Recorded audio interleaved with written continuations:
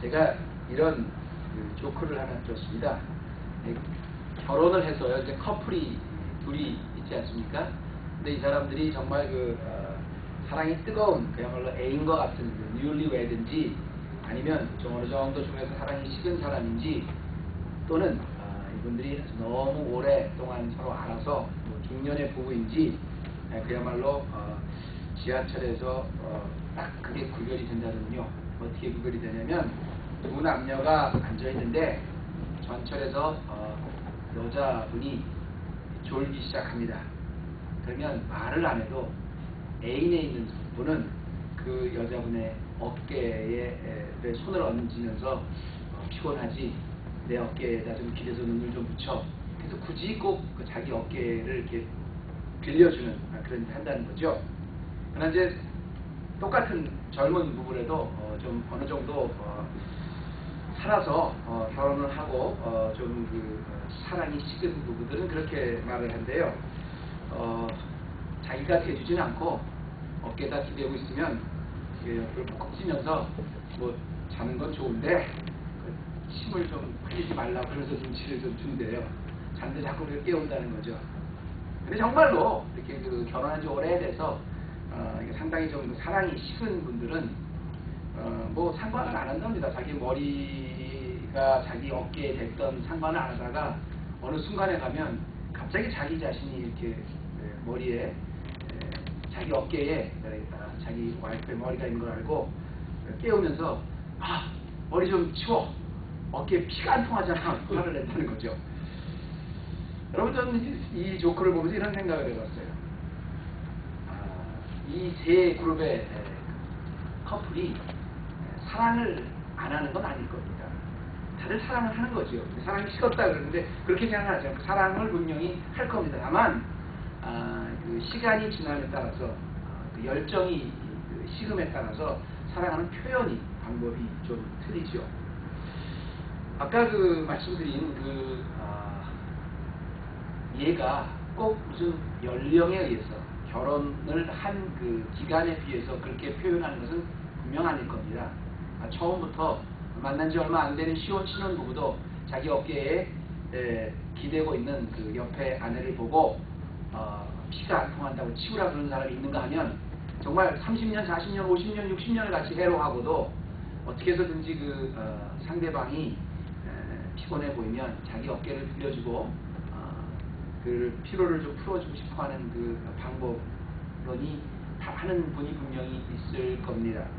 그래서 무슨 말씀을 드리려고 하냐면요. 사실 사랑이라는 것 자체는 너무 아름다운 거죠. 그리고 우리가 사랑을 해야 된다는 거 너무 잘 알아요. 또 기독교가 사랑의 종교라는 것도 다 압니다. 하나님은 사랑이시라.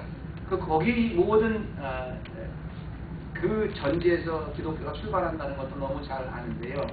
중요한 것은 사랑을 표현하는 방법이 문제라는 것입니다. 똑같이 어깨에다가 머리를 기대도 자기 어깨를 먼저 들려주는 사람, 그렇게 해서 자기 사랑을 표현해주는 사람이 있는가 하면, 그렇게 상대방을 편하게 해주는 사람이 있는가 하면 똑같이 사랑하지만 피 안 통한다고 치우라고 그렇게 표현하는 거, 사랑을 안 해서가 아니라 그 표현에 심각한 오류가 있는 것 아니겠습니까? 여러분은 어떠세요? 배우자가 어깨에다가 기대면 피 안 통하는 게 먼저 걱정이 되세요? 아니면 그게 더 불편하세요? 아니면 여러분이 먼저 그 어깨를 빌려주십니까? 제가 결혼했을 때요, 제 결혼 앨범에 여러 사람이 이렇게 낙서를 하지 않습니까? 뭐 잘 사세요, 앞으로 행복하세요, 그런 말을 하는데, 거기 맨 밑에 우리 해로월드 집사님이 한 멘트가 아직까지 저는 기억이 나요. 다른 분은 이렇게 행복하게 사세요 그런 했는데, 해로월드 집사님은 사랑은 인간의 삶과 영혼의 가장 중요한 것이다. 이렇게 하셨어요. 근데 본인이 본인의 말인지 아니면 또 어디서 뱉은 건지 제가 잘 모르겠습니다만, 분명히 제가 그것만큼은 기억이 나요. 근데 지금 이제 유치하다고들 붙이셨는데, 유치해서 그랬는지 모르지만 다른 멘트는 다들 잊어버렸어요. 근데 사랑은 인간의 삶과 영혼의 가장 중요한 것이다. 그렇게 멋있는 혁명적 구호를 딱 쓴 게 아직도 기억이 납니다. 제가요, 오늘 왜 이렇게 서론을 여러분에게 말씀드렸냐면 아까 제가 전철 안에서의 그 예와 같이 사실 똑같이 사랑을 해도요, 중요한 것은 그 사랑을 어떻게 표현하느냐에 따라서 나타나는 결과는 천차만별이지요. 우리는 사랑을 해요. 또 설교를 통해서 사랑이 중요한 것 알아요. 성경 공부를 통해서 기독교는 사랑의 종교라는 것 압니다. 우리가 사랑하는 것에 대해서는 세미나도 너무나 많이 들었어요. 중요한 것은 그것을 어떻게 표현하는 겁니다. 표현하는 데는 너무 우리는 사실 미숙해요. 바뀌어야 돼요. 아니요, 바뀌는 것 갖고는 부족합니다. 우리 삶에 사랑을 표현하는 방법에 일대 혁명이 일어나야 된다는 겁니다. 사실 보면 그 사랑의 장이라고 하는 고린도전서 13장도 쭉 한번 읽어보세요. 사랑이 어떻다는 것 자체를 이야기하는 것보다 사랑을 표현하는 방법에 있어서 설명을 하는 거예요. 너희가 서로 사랑하라는 것이 아니라 사랑할 때 어떻게 사랑하라는 것을 말해주는 거지요. 사랑은 오래 참고, 사랑은 무례하지 않고, 사랑은 온유하고, 이게 전부 다 사랑을 어떻게 표현하느냐입니다. 오늘 본문 말씀은 우리가 너무 잘 아는 말씀입니다. 저 역시 이 말씀을 가지고 많은 설교도 했고요. 또 성경 연구도 했습니다. 세미나도 인도할 때 이 말씀을 제가 인용한 적도 있습니다. 중요한 것은 오늘 그런 것이 아니라 오늘 이 한 여인이 예수님 앞에 나와서 향유를 부은 이 사건을 보면 사랑을 표현하는 방법이 얼마나 중요한 것이라는 것을 오늘 이야기해 줍니다. 그냥 중요한 것이 아니라 이 말씀을 똑같이 기록하고 있는 마태복음을 보면 예수님께서 이렇게 말씀을 하세요. 이 여인이 나와서 예수님 발 앞에 향유를 부은 이 사건은 너무 중요한 사건이기 때문에 세계 어느 곳이든지 복음이 증거되는 곳마다 앞으로 이제 미래에 이 여인의 일도 함께 기억되어지리라고 역사적인 사건임을 얘기합니다. 다시 말씀드리면 이 여인이 예수님 앞에 향유를 부은 이 사건은 그야말로 사랑을 표현하는 방법의 혁명적 사건이었습니다. 그때 당시로는 도저히 받아들일 수 없는 아주 혁명적인 사건이었어요. 우리가 사랑을 해야 된다는 책임감을 느낍니다. 그런데 그렇게 사랑에 대한 책임감을 알고 사랑에 대해서 많이 듣고 사랑을 하려고 노력을 하고 사랑을 하는데도 불구하고 우리 삶 속에 왜 사랑의 능력이 나타나지 않습니까? 바뀌어야 됩니다. 방법이 바뀌어야 됩니다. 아니요, 바뀌는 것 갖고는 부족해요. 우리 아예 삶의 근본적인 사랑의 표현에 혁명이 일어나야 된다는 거죠. 방법의 혁명이 일어납니다. 문제는 방법입니다. 마리아가 예수님께 나와서 향유를 부었던 이 사랑의 표현 방법은 당시로 보면 혁명이었습니다. 어떤 것이 그야말로 혁명적으로 이 마리아가 사랑을 표현하는 것을 역사적 사건으로 이렇게 만들 수 있었는 건지요. 그래서 예수님이 어느 곳이든지 복음이 증거되는 곳마다 이 사건이 기억되어진다고 마태복음에 이렇게 말씀하신 것인지 제가 세 가지로만 좀 말씀드리면, 첫째는요, 마리아가 사랑을 표현하는 데 있어서는 상대방의 의사를 최대한 존중해 줬다는 것입니다.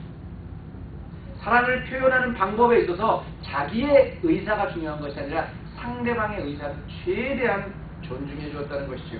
여기서 사랑을 표현하는 방법의 혁명이라는 것입니다. 2절 말씀에 보면 이 말씀은 이렇게 시작을 합니다. 예수님께서 이제 그 베단이라는 지방에 가서 나사로 살리신 곳에 가셨는데 예수를 위해서 잔치를 할 때 이런 말이 나오죠. 2절에 이렇게 나오죠. 예수를 위해서 잔치를 할 때 말이라는 이를 보고 나사로는 예수와 함께 앉은 자 중에 있더라. 이런 말로 시작을 합니다. 예수님이 베다니 지방에 나사로라는 집에 가서 계시는데 사람들이 그 나사로의 집안 사람뿐 아니라 모든 사람들이 예수님을 위하여 잔치를 했다는 것입니다. 예수님을 위해서 잔치했어요. 왜 예수님을 위해서 잔치했냐면요, 그 말 바로 1절 말씀에 나온 대로 예수님이 나사로를 살리신 것 때문에 예수를 위해서 잔치를 했습니다. 여러분 한번 생각해 보세요. 예수님이 나사로를 살렸다는 건 정말 충격적인 사건 아니었습니까? 지금까지 예수님이 뭐 사람을 고치고 또 무슨 물고기 2마리와 보리떡 5개로 많은 사람을 먹이시고 이런 일은 굉장히 기적이었지만 사람의 생명은 사실 그것도 죽은 지 사흘이 돼서 냄새가 나는 사람을 말씀 한마디로 고치셨다 그러면 이 사람은 거의 하나님 줬은 권한이 있는 사람인데 선지자도 이런 선지자가 없었거든요. 얼마나 사람들이 어마어마한 충격으로 받아들였겠어요. 그러니까 거기 동네 사람들이 잔치를 합니다. 이 나사로 집에서만 잔치를 할 뿐 아니라 동네 사람들도 이제 새로운 선지자가 나타났다고 막 흥겨워하는 거죠. 더더구나 제자들조차도 저는 굉장히 흥분됐을 거라고 봐요. 자기들이 모시고 다니는 선생님이 죽은 지 4일이나 되었던, 죽은 지 나흘이 되었던 나사로를 말씀 한마디로 고치니 얼마나 대단한 분이라는 것으로 충격을 받고 놀랐겠습니까? 그래서 잔치를 한 거예요. 잔치를 해서 온 동네가 다 흥겨웠던 거예요. 기뻐할 만하지요. 잔치할 만하지요. 문제는 그렇게 온 동네가 다 기쁨에, 유대가 다 엄청난 지금 도전을 받고 있는 이 사건에 그래서 잔치를 하는데 그 잔치의 주인이신 정녕 예수님은 그 잔치를 원하셨다는 겁니다. 이게 굉장히 중요한 거예요. 거기 있는 모든 사람들이 예수님을 얼마나 사랑했겠어요?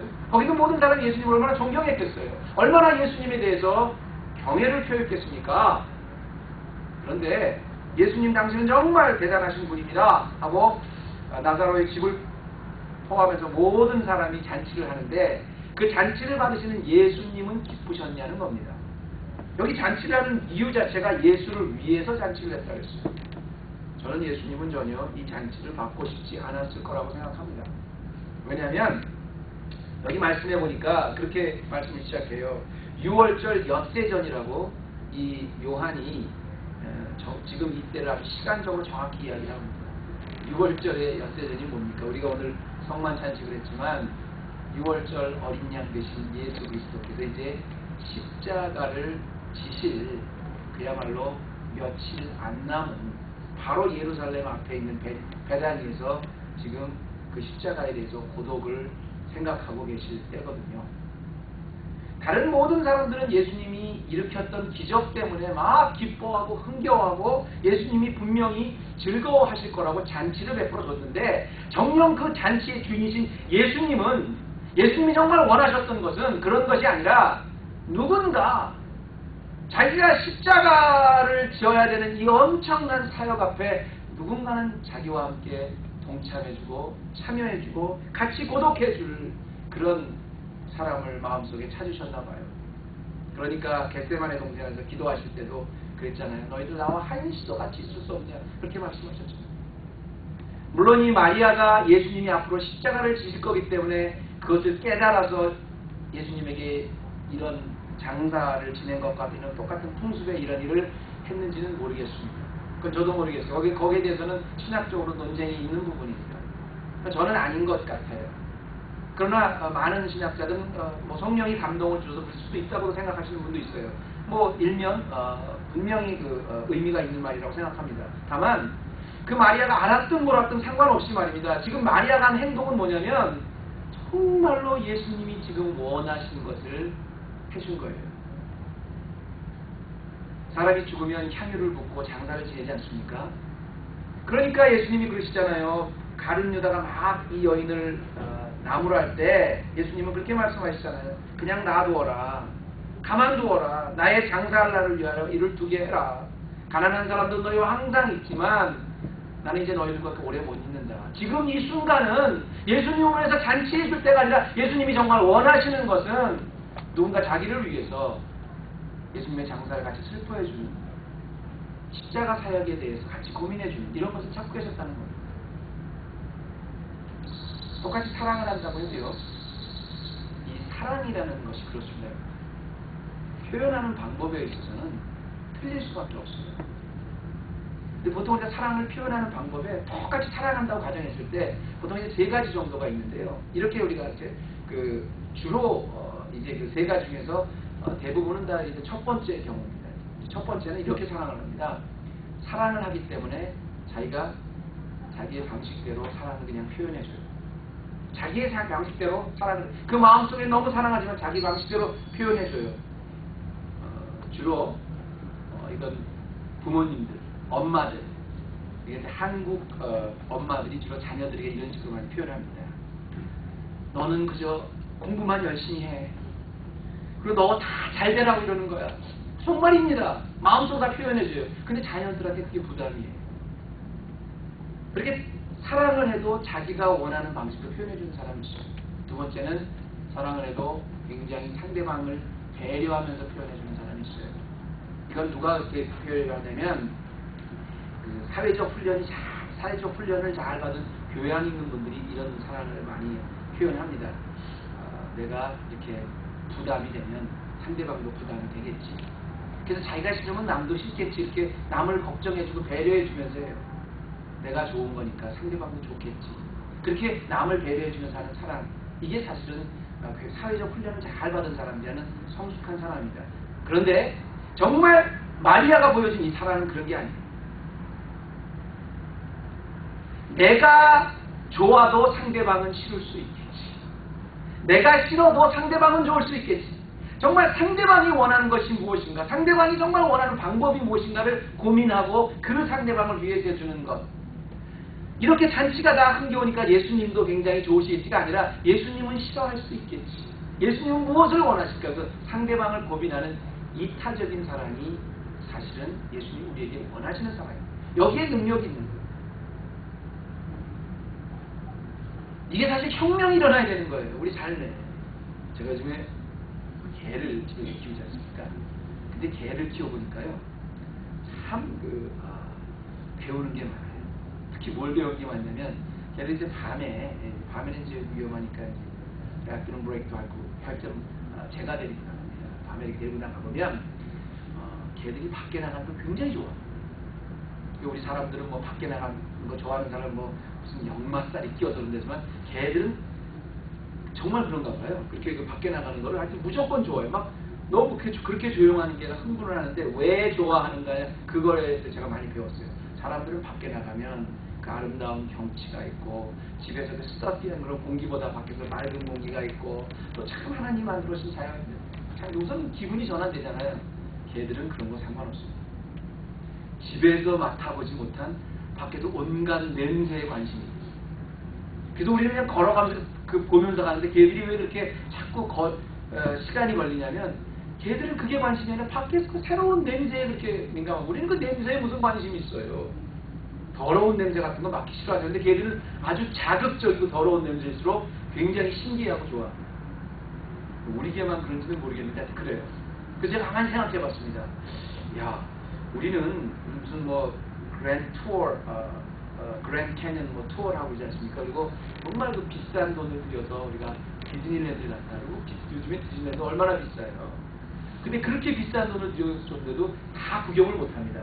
다 구경을 못해서 그냥 갈 때쯤이면 야 빨리 가자. 이건 뭐 줄 기다리고 뭐 이거 다 하지 못하니까 아이들한테 빨리 가자. 그러면 아이들은 막 아쉬운 거예요. 갈 때. 왜? 그 디즈니랜드에서 아직도 구경 못한, 아직도 타보지 못한 게 많은데, 그런데 아쉬운데 걔들은 그렇지 않아요.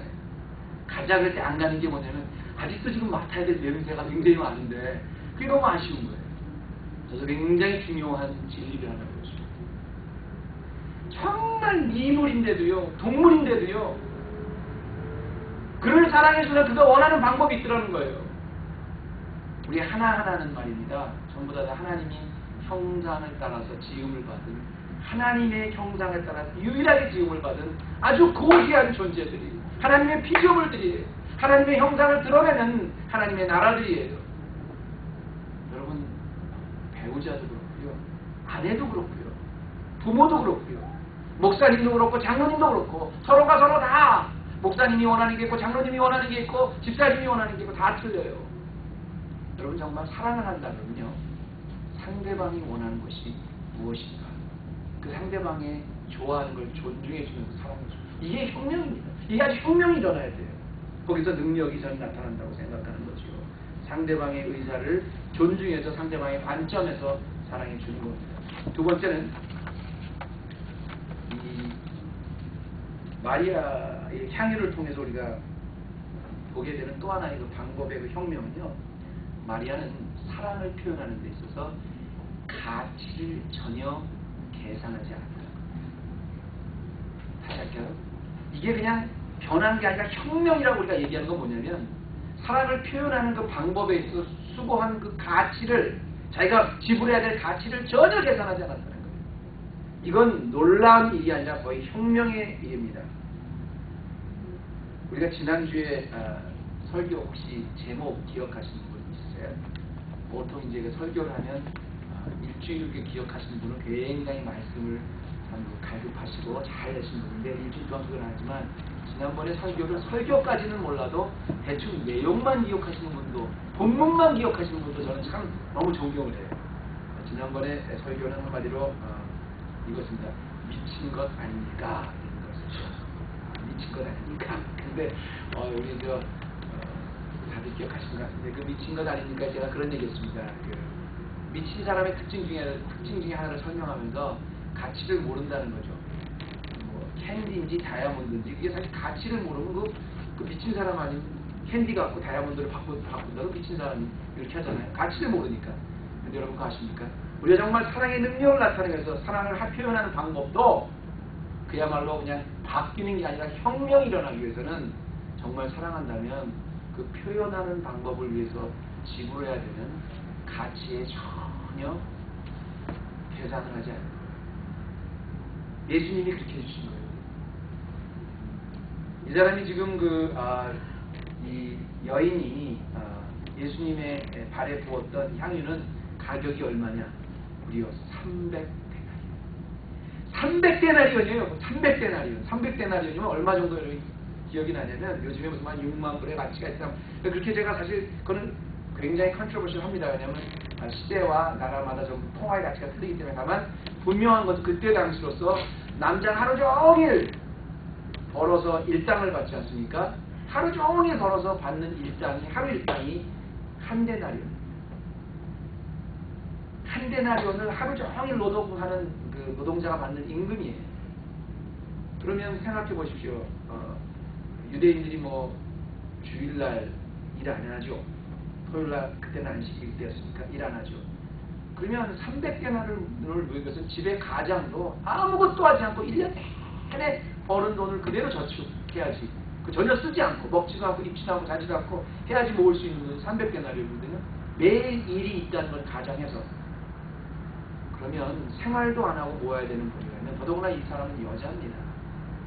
이런 돈을 만약에 300데나리온의 가치를 이 여인이 가질 수 있었다면, 이거는 이 여인에게는 정말 재산 목록 1호 정도가 아니라요, 일평생에 딱 한 번밖에 가질 수 없을 만큼 많은 돈이 300데나리온. 근데 이 여인이 갖고 나온 이 300데나리온이, 이 향유가 300데나리온이었거든요. 그런데 이 사건을 또 다르게 조명해서 지키고 있는 마가복음에서는 어떻게 표현하냐면, 예수님 앞에 갖고 나서 정말 내 일생에 단 한 번밖에 만질 수 없는 300데나리온의 가치가 되는 이 향유를 도대체 얼만큼을 주님 앞에 드려야 내 사랑을 표현할 수 있을까? 한마디로 이 여인은 나오자마자 깨트렸다. 마가복음에 그렇게 나와요. 그냥 나와서, 주님, 내가 내 가진 전 재산의 10분의 1 주님 앞에 드릴게요. 아니 20분의 1 드릴게요. 아니 반 드릴게요. 이게 아니라 일평생에 단 한 번밖에 갖지 못하는 이 엄청난 양의, 엄청난 가치의 이 향유를 단지 예수님 사랑한다는 것 때문에 그 앞에다 부었어요. 부은 게 아니라 그냥 깨트려버렸어요.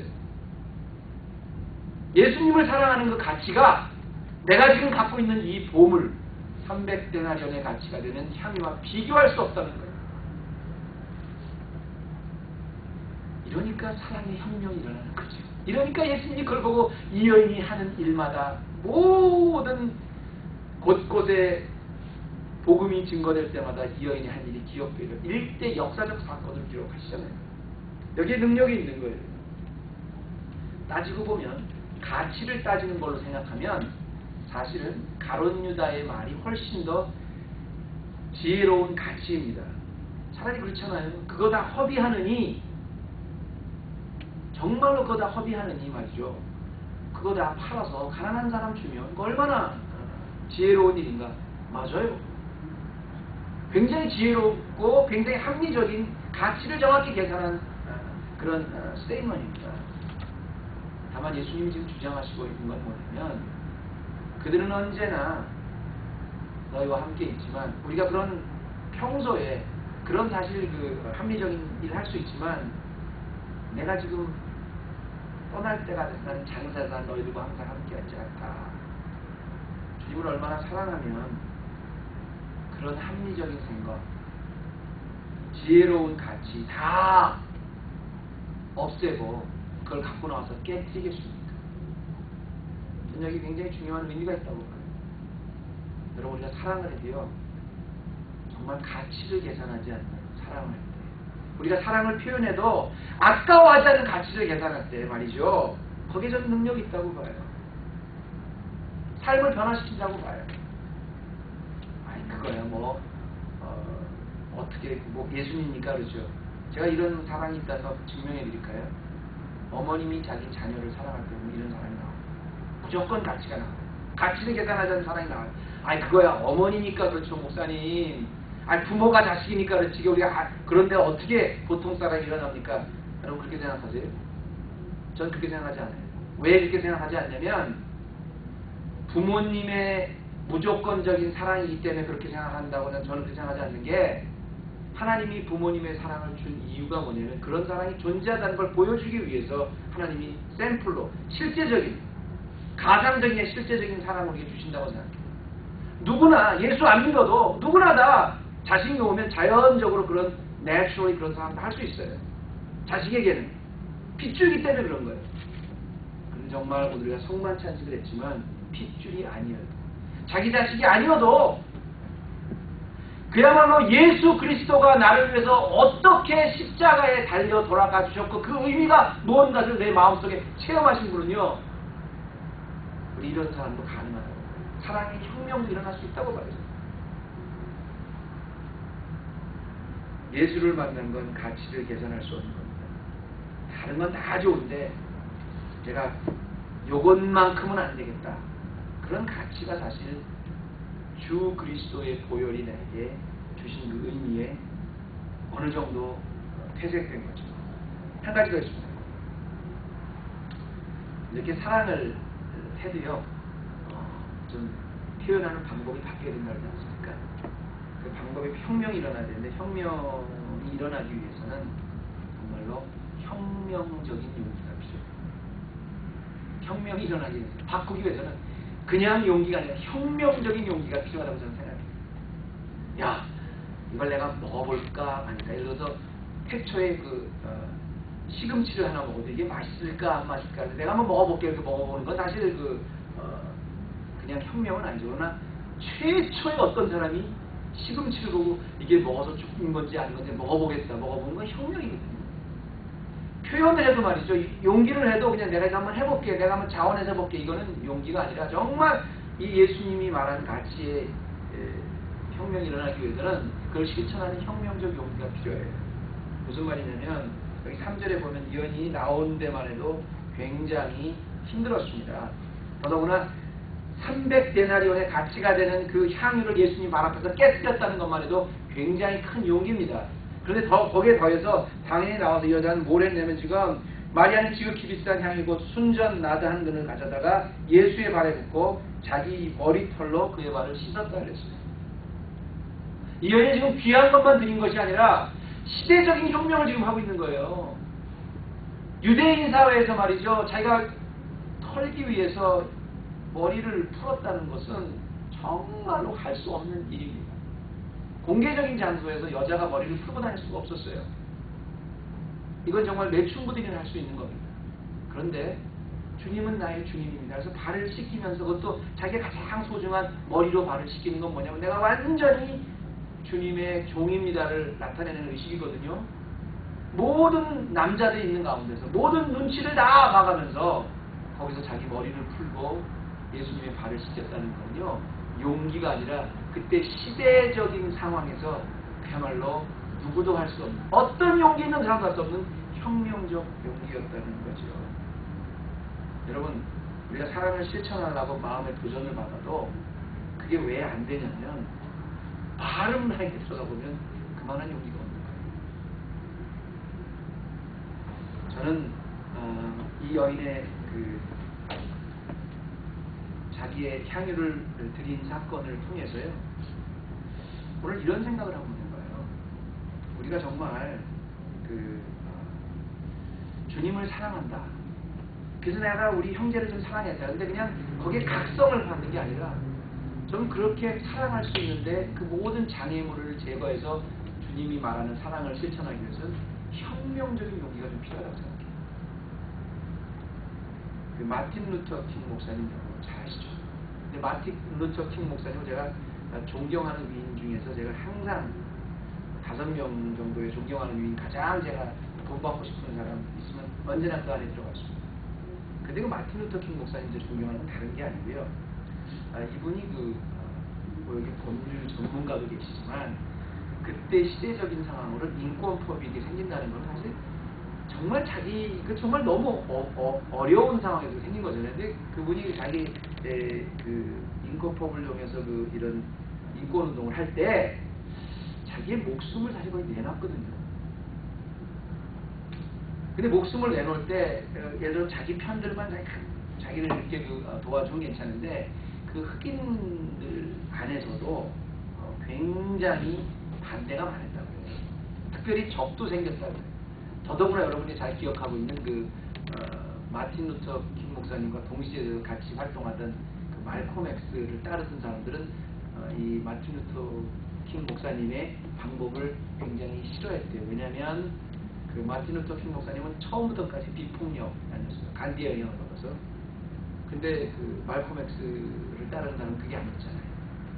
그래서 심지어 백인들로부터도 조지 월러스 주지사로부터가 아니라 자기와 같은 흑인들, 그리고 자기와 같이 민권운동을 하는 사람들 중에서도 마틴 루터 킹 목사님의 방법을 따라주지 않았다는 거죠. 그런데도 불구하고 사실 그분이 이 민권운동을 이렇게 끝까지 할 수 있었던 그 사건은 뭘까? 여러 가지 있겠죠. 저는요, 제가 야화를 좀 이렇게 보다가 마틴 루터 킹 목사님, 꼭 그것만은 아닙니다만 마틴 루터 킹 목사님이 가장 좋아하는 노래가 있었대요. 정말로 자기가 벽에 부딪혀 더 이상 한 걸음도 못 나가서 이제는 포기해야 될까 그럴 때마다 꼭 그런 순간이 닥치면 그 입에서는 이 찬송가가 나옵니다. Precious Lord, take my hand, lead me on to the light. I am tired, I am weak, I am worn. 우리가 예수님 내 손을 꼭 잡고 가십시오. 그러니까 자기가 정말로 이 흑인들 또 이 컬러들을 사랑하기 전에, 미국을 사랑하기 전에 그건 예수님을 사랑했다고 생각해요. 그리고 그 예수님이 자기 손을 꼭 붙잡아 주셨기 때문에 그걸 강행했다고 그렇게 해석을 합니다. 그거 왜 그러냐면 제가 거기 마틴 루터 킹 목사님이 저격당한 멤피스의 호텔에 제가 직접 가봤습니다만 그 밖에 보니까 꼽다구를 걸어놓고 그랬는데 거기서 흉탄에 의해서 쓰러지지 않았습니까? 근데 죽을 때도 똑같이 그분의 고백은 그거였다. 자기가 총을 맞고 죽으면서 내가 그래도 좀 이런 타협을 할 걸, 그래도 내가 좀 지혜롭게 할 걸, 그랬던 게 아니라 그분이 마지막 죽을 때도 똑같이 그런 고백을 했대요. Precious Lord, take my hand, lead me on to the light. I am tired, I am weak, I am worn. Through the storm, through the night, lead me on to the light. Take my hand, precious Lord, lead me home. 주님 내 손을 꼭 잡고 가십시오. 에 대한 믿음이 있었습니다. 이게 혁명을 가능하게 합니다. 저는 분명히 마틴 루터 킹 목사님이 위대하기 전에 그분에 대해서 굉장히 많은 또 야화로 또 비화도 있고 잘못된 것도 요즘에 나오지만 어쨌든 그분의 마음속엔 주님을 너무너무 사랑한 그 사랑이 결국 이 위대한 미국의 역사를 창조하는 역사의 주인공이 됐다고 생각하지요. 오늘 여러분에게 이런 말씀을 드리고 말씀을 마치고 사랑하는 그 헤브론 교회 성도 여러분, 오늘 우리가 성만찬식을 했습니다. 그 주님의 십자가의 사랑을 다시 한번 묵상해 보았죠. 근데 여러분, 우리가 많이 듣는 말이지만 십자가를 생각할 때마다 무슨 생각이 드세요? 예수님이 우리를 위해서 십자가를 그냥 지어주셨다, 나를 위해서 대신 죽어주셨다, 여러분 그렇게 생각하세요? 우리에게 구원을 주시기 위해서 예수님이 사람이 되셨습니다. 그리고 사람이 되신 후에 스스로 우리의 길을 대신 가주셨습니다. 정말로 삶이 피곤하고 지치십니까? 정말로 여러분의 십자가가 어려우십니까? 여러분, 예수님의 십자가는 우리를 그냥 사랑해 주는데 그냥 사랑이 아니라 혁명이 일어납니다. 사랑의 혁명이 일어납니다. 신이 인간이 되어서 인간의 삶 속에 들어오셔서 우리의 가장 연약한 부분을 위해서 그 길을 가주신 거예요. 예수님의 십자가의 방법을 보면서 우리도 한번 이런 생각을 여기에 도전을 드리고 말씀을 마치고, 여러분, 우리 하나님의 형상인 사랑을 나타내서 혁명을 하는 것 해주십시오. 그냥 사랑하는 게 아니라 사랑하는 주님을 사랑하되 또 한 번 우리가 일어설 수도 있는데 용기를 내는데 혁명적으로 우리 한번 용기를 내주십시오. 내 자녀를, 내 형제를, 내 성도를, 내 주위를 사랑하는데요, 도저히 할 수 없는다면 혁명, 내 안에 혁명이 일어나서 그 부분까지도 뛰어넘는 위대한 사랑, 여러분 앞에 말씀을 통해 체험되기를 주님의 이름으로 축원합니다.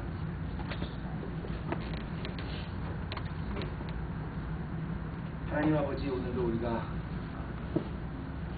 마리아의 향유 사건을 통해서 그 혁명이 일어났음을 우리가 깨닫습니다. 특별히